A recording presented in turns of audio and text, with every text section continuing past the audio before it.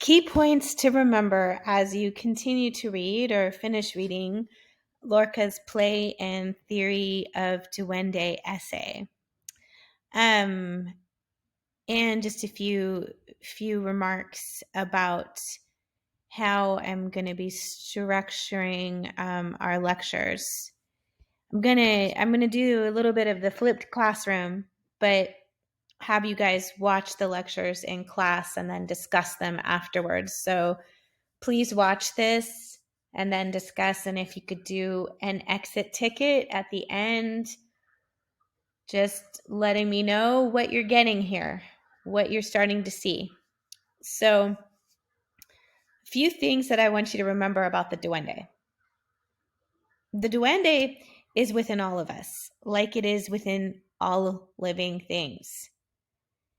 And yes, if you're thinking that I'm describing the duende like the Force in Star Wars, you are correct, as the Force is exactly what makes Star Wars such a great story.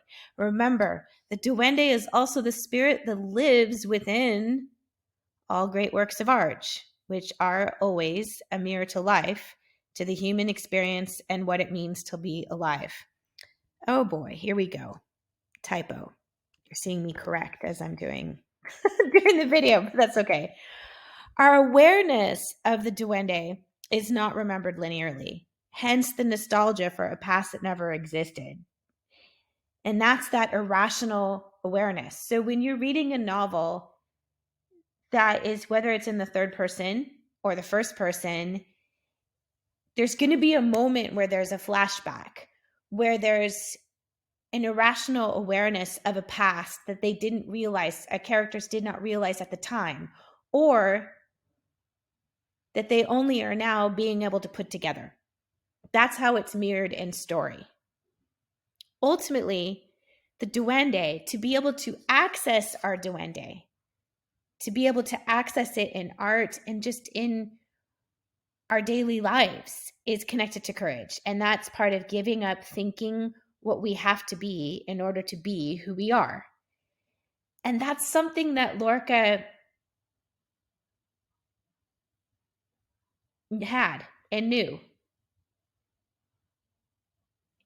He was bullied throughout his life for being effeminate and openly gay since he was a child.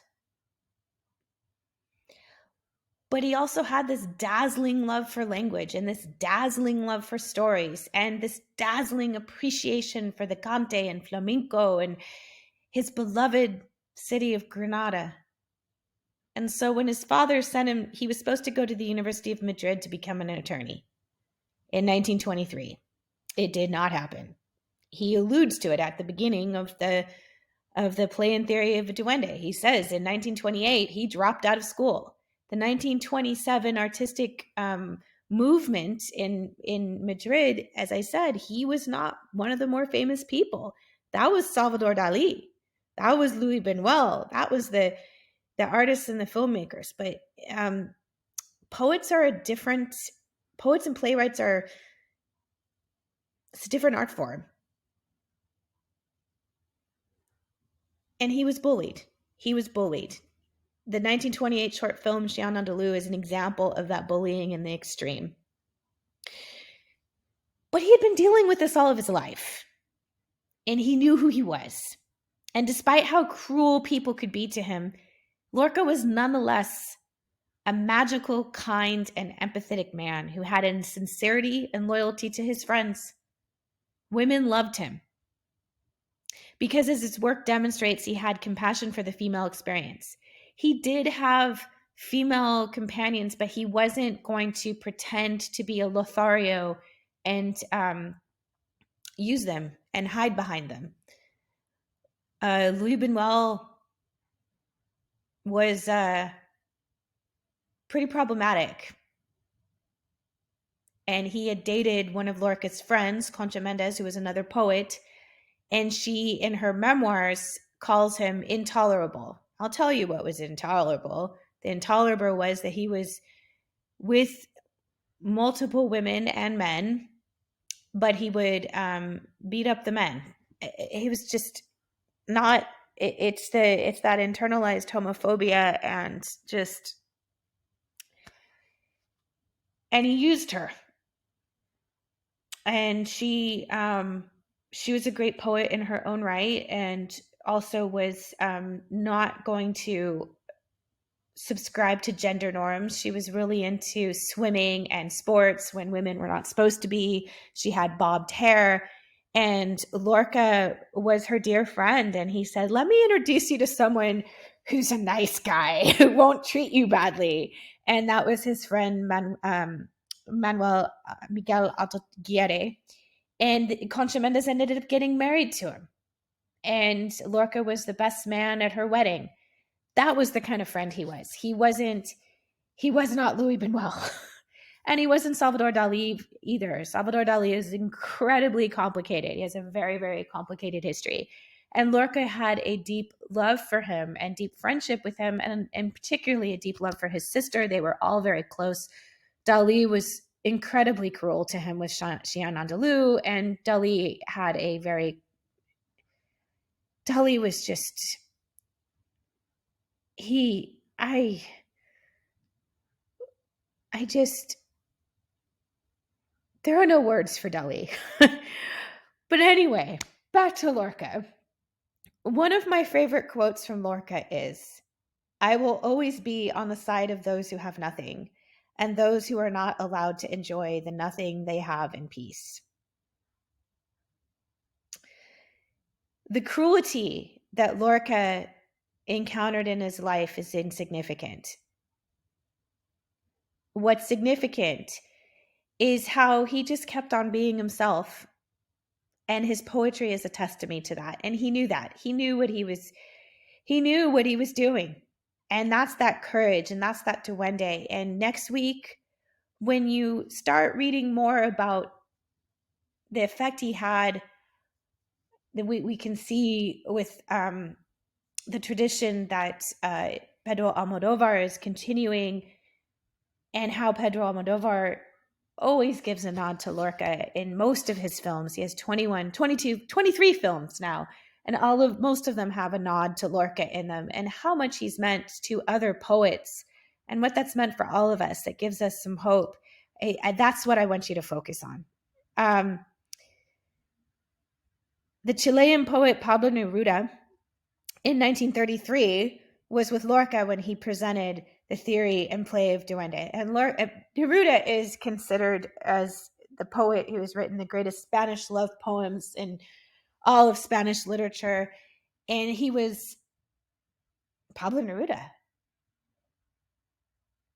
And he was heavily inspired by Lorca and was his dear friend. Openly was his dear friend. So much that he helped him with the introduction to the play and theory of Duende. Pablo began with "ladies," and Lorca said, "and gentlemen." They said this 3 times before Lorca began reading the essay.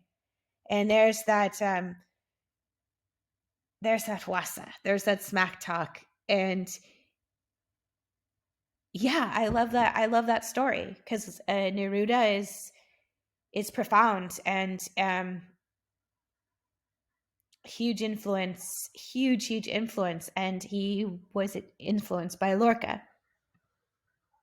This is Lorca as a young man, probably about 18 or 19. These are quotes that speak to his character. "I've often lost myself in order to find the burn that keeps everything awake. To burn with desire and keep quiet about it is the greatest punishment we can bring on ourselves. When things get that deep inside you, there isn't anybody who can change them. I am the immense shadow of my tears. Only mystery allows us to live. Only mystery."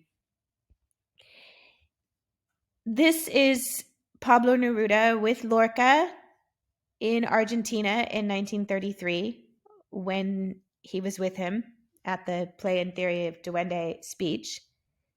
And this is the poem that he wrote in 1935 for Lorca before he died. "If I could weep with fear in a lonely house, If I could pluck out my eyes and eat them, I'd do it for your morning orange tree voice and for your poetry that flies up shouting. For they paint the hospitals blue for you, and the schools and maritime districts grow, and the wounded angels are covered with feathers, and the nuptial fish are covered with scales, and the hedgehogs go flying to heaven. For you, the tailor shops with their black membranes fill with spoons and with blood, swallow torn ribbons, kill themselves with kisses, and dress in white. When you fly dressed in peach, when you laugh with a laugh of hurricane rice, when you flap your arteries and teeth to sing, your throat and your fingers, I could die for the sweetness you are. I could die for the crimson lakes where you live in the mist of autumn with a fallen charger and a bloody god. I could die for the graveyards that pass at night like ashen rivers with water and graves between muffled bells, rivers dense as dormitories of sick soldiers that suddenly swell towards death in rivers with marble numbers and rotten garlands and funeral oils. I could die from seeing you at night, watching the drowned crosses pass afoot and weeping, because you weep before the river of death. Abandoned and wounded, you weep, weeping, your eyes filled with tears, with tears, with tears. At night, desperately alone, if I could gather forgetfulness, shadow, and smoke above railroads and steamships with a black funnel chewing the ashes, I'd do it for the tree in which you grow, for the nests of golden waters you unite, and for the net that covers your bones, telling you the secret of the night. Cities with damp onion fragrance wait for you to pass singing hoarsely, and silent boats of sperm pursue you, and green swallows nest in your hair, and snails, and weeks too, furled masts and cherry trees, circle definitively when your pale head with 50 eyes and your mouth of submerged blood appear.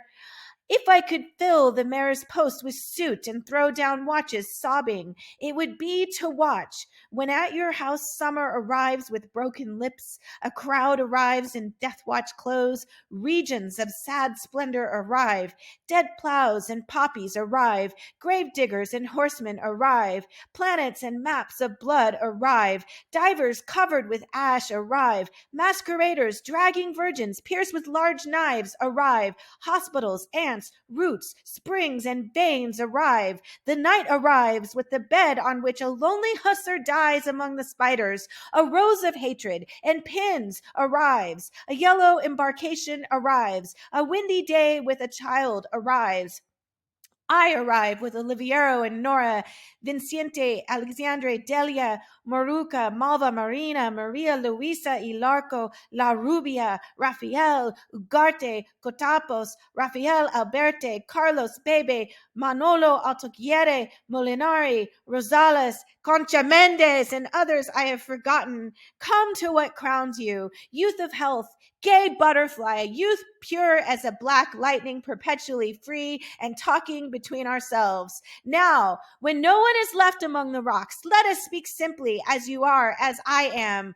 What are the verses for, if not for the dew? What are the verses for, if not for this night, in which a bitter dagger finds us out for this day, for this twilight, for this broken corner where the beaten heart of man prepares to die? Over everything at night. At night, there are many stars all within a river, like a ribbon beside the windows of houses filled with poor people. Someone they know has died. Maybe they've lost their jobs in the offices, in the hospitals, in the elevators, in the mines. They endure their purpose stubbornly, wounded, and there's purpose and weeping everywhere. While the stars flow in on an endless river, there is much weeping in the windows. The thresholds are worn by the weeping. The bedrooms are soaked by the weeping that comes in the shape of a wave to corrode the carpets. Federico, you see the world, the streets, the vinegar, the farewells in the stations where the smoke lifts its decisive wheels towards where there is nothing but some separation, stones, iron tracks. There are so many people asking questions everywhere. There's the bloodied blind man and the angry man, the discouraged man, the miserable man, the tree of fingernails, the thief with envy riding his back. Life's like this, Federico. Here you have the things my friendship can offer you from a melancholy, manly man. And you've already learned many things by yourself, and slowly you will be learning more. As I said, he wrote this in 1935. And this is example of allyship. This is an example of a melancholy, manly man standing next to a man who had been bullied all of his life for being openly gay, for not being a macho, for thinking that women were human beings and not just objects, people with souls, not just to hide behind. Also, he knew who he was. He knew his masculinity. This is what it means to step across difference and stand with someone. And it is such an amazing poem. And I want to point out, remember my story about Concha Mendez? There she is. And Manuel Manolo, that's the affectionate name for Alto Laguirre. This is what endures. And that's what Lorca taught Neruda, who was many arguments about if Neruda is the greatest Spanish poet of all time, or if it was Lorca. Neruda was inspired by him. And you can see it in the surreal vernacular in here and just the unabashed acknowledgement of who he was. He stood with him. It's such a beautiful poem. So as you continue reading Play and Theory of Duende, or as you start thinking about the passages that you selected, I want you to consider what it was that Pablo Neruda was standing next to him when he delivered that speech. And maybe read a little bit, or if you dare, watch the video for Chien Andalou. It's not nice. Think about all the bullying he experienced because he was from Granada, because he was dark. He's a dark man. Because he was effeminate, because of all the things, just everything about him. But he still stood true to who he was. And that's the art. That's the art. He gave his life to his art. But he also was part of the world. And we're going to see this continued in the traditions of Pedro Almodovar, and also the writers that wrote the books that you are studying, that you are reading right now, and how much this gives us back perhaps a chance to stay true to ourselves and find our duende, access our duende and our courage. Okay, thank you. So please do the exit ticket. Watch this video, do the exit ticket. I'm out again Tuesday. So when you're listening to this, whether it's Tuesday or Wednesday, I have some things I had to take care of. But I hope this clears up more. Please let me know.